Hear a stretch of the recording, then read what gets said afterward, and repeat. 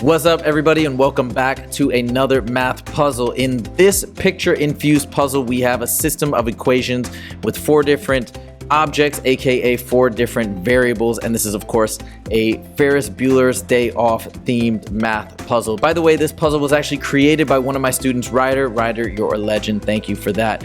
Go ahead and hit that pause button and see if you can figure it out. When you're ready, hit play and I'll give you the explanation.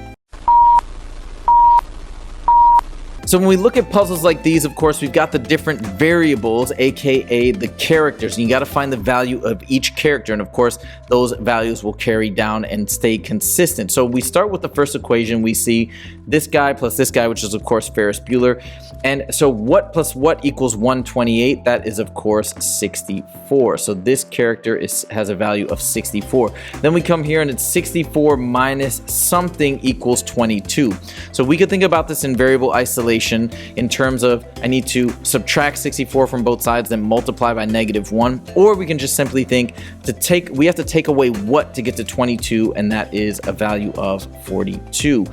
So now we've got 64 plus 42 plus what equals 115? Well, if I know that 64 plus 42 is 106, to get to 115, I'm 9 away, so that means Cameron right here in the Red Wings jersey is a value of 9. Then we come down to this and we've got 9 times something minus 42 equals 858. Well, first of all, what take away 42 gives me 858? That's 900, which means that Cameron 9 times something gives you 900. Therefore, the car has a value of 100. Last but not least, we come down to the final equation. It's important to fill out the values before we evaluate, but everything is known now. So we know the car is 100, we know that Cameron is 9, and we know that all of these characters have a specific value, and we figured out those values. But you got to be very careful to notice these details, right? We've got a car, and it's not just a car, it's got all the characters in it. So it's 100 plus 42 plus 64 plus 9, which we already know is 115.